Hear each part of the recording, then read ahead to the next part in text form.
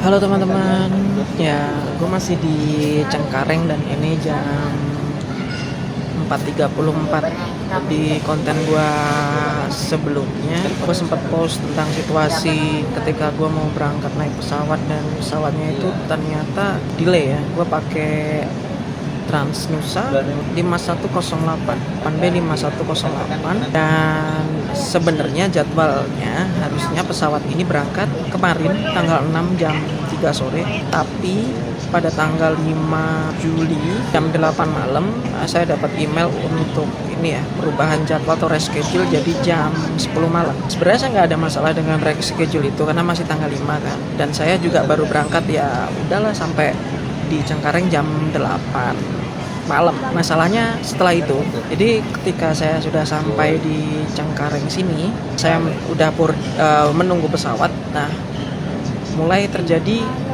keanehan-keanehan. Pertama, kru yang menangani boarding itu langsung membagikan makanan. Jadi kan ada estimasi bahwa pesawat ini akan delay lebih dari 3 jam. Kenapa? Kenapa saya tahu demikian?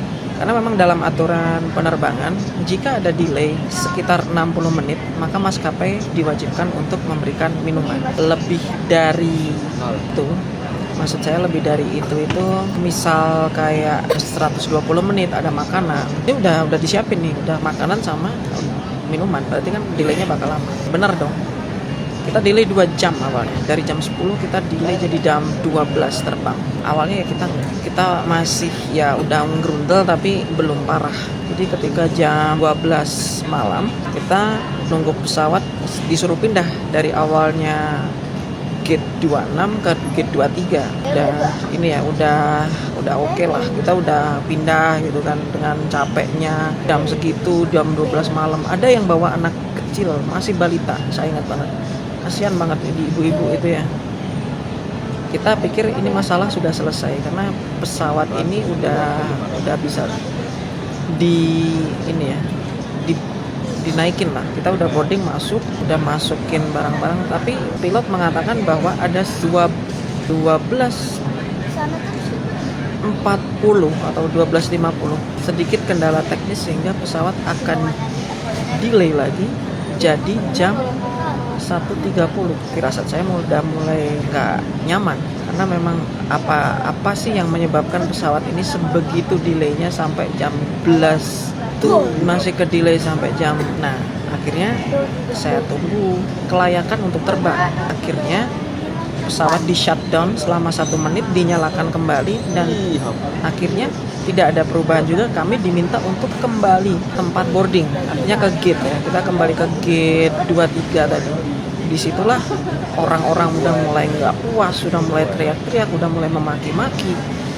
Nah, itu situasinya sangat-sangat chaos, dan orang Transnusa sangat disayangkan sekali. Karyawan, mulai staf lapangan, manajer yang ada pun tidak bisa memberikan solusi yang konkret buat para penumpang ini.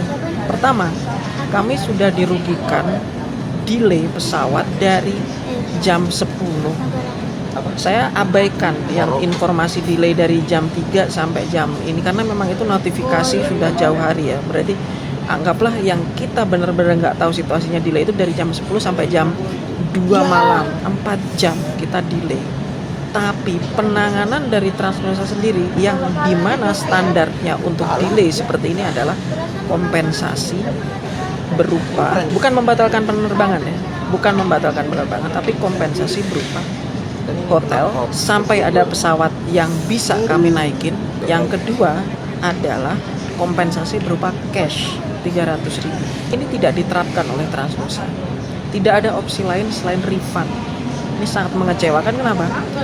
Karena di peak season seperti ini untuk mencari tiket sangat-sangat susah, dan kita sudah pasti dirugikan sebagai penumpang. Kita udah pasti dirugikan dalam hal yang pertama, akomodasi. Kita udah pasti di Bali atau di tempat tujuan kita nanti udah pesan hotel, itu kita udah dirugikan karena booking kita molor. Jadi kita nggak menempati hotel yang seterusnya udah kita tempati di hari tersebut, dan ada kemungkinan beberapa dari teman-teman yang di pesawat tadi cancel penerbangannya. Itu satu. Yang kedua adalah kerugian berupa ya tiket balik.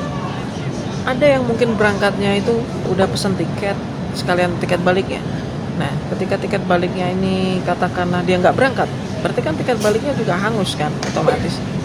Ini juga nggak dipikirin kerugian secara materialnya itu, tapi secara moral atau ini sangat-sangat terlihat. Yang pertama kayak orang yang menunggu itu sangat capek, bahkan emosional dan cenderung untuk walaupun tidak anarkis tapi mereka mengungkapkan kemarahannya cukup ini ya. Dan kasihan juga bagi ibu dan balita yang menunggu sekian lama. Ini jujur sangat tidak manusiawi solusi yang ditawarkan, tapi ujung-ujungnya kita diminta untuk refund. Kami terima solusi refund itu sebagai solusi terakhir yang merugikan consumer. Kenapa? Kebijakan refund Transnusa ini lebih kurang atau sekitar 7 hari kerja paling cepat dan paling lama 14 hari, dimana mungkin sebagian dari kita harus membelanjakan tiket lagi untuk ini, jadi keluar double cost untuk hal yang seharusnya itu bisa disederhanakan gitu.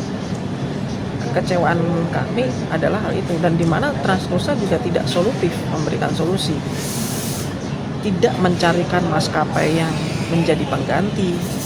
Intinya solusi yang harusnya itu menjadi standar tidak diterapkan dan memilih solusi yang sifatnya itu saya bilang sangat-sangat sepihak, yakni meng-cancel penerbangan. Pesawat 8B510 bisa delay, dan itu parah sekali, dimana delaynya harusnya berangkat jam 3 jadi jam 10, jam 12, dan jam 2, dan akhirnya tidak berangkat. Ini saya minta untuk Transnusa untuk klarifikasi bagaimana kondisi pesawat yang akan kita naiki, sehingga kita tahu apa yang menjadi kendala pesawat ini. Kenapa? Karena kendala yang disampaikan oleh Transnusa sendiri adalah kendala teknis istilahnya. Mereka bilang pesawat ini tidak layak terbang. Pilotnya bilang pesawat ini untuk menghindari situasi atau yang membahayakan penumpang, di mana prioritas keselamatan Transnusa adalah keselamatan penumpang, sehingga membuat pesawat ini tidak layak untuk terbang. Pasti ada masalah yang parah. Kita mohon klarifikasinya, karena saya sebagai penumpang langsung, kalau nggak percaya ini boarding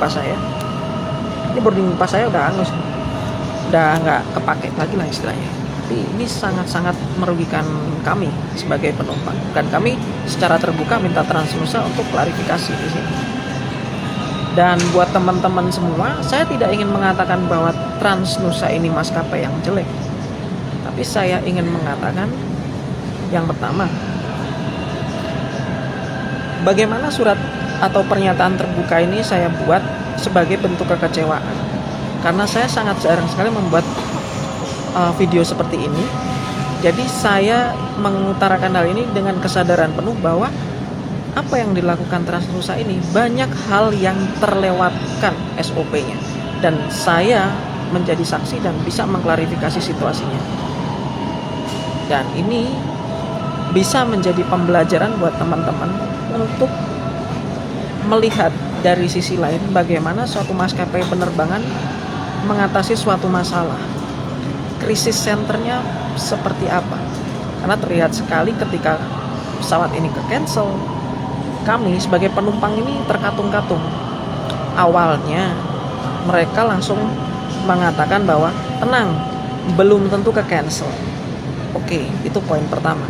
Kita tunggu berapa lama, kita udah kecewa, saya nggak mau terbang dengan pesawat ini. Oke, kalau begitu refund. Solusi yang harusnya ditawarkan, di mana harus menawarkan seenggaknya pesawat pengganti, tempat menunggu selama pesawat pengganti itu akan ada, dan sampai dalam waktu misal pesawat pengganti ini belum ready dalam waktu sekian jam kita bisa mendapatkan hotel atau bagaimana untuk menginap. Ini tidak diterapkan, dan ini peraturan internasional. Bagaimana SOP itu tidak diterapkan, ini sangat-sangat parah gitu ya. Jadi bisa dilihat dari sisi tersebut. Nah, terima kasih. Karena kita tidak ditawarkan opsi lain. Jadi ini memang saya buat sebagai video atau surat terbuka kepada Transnusa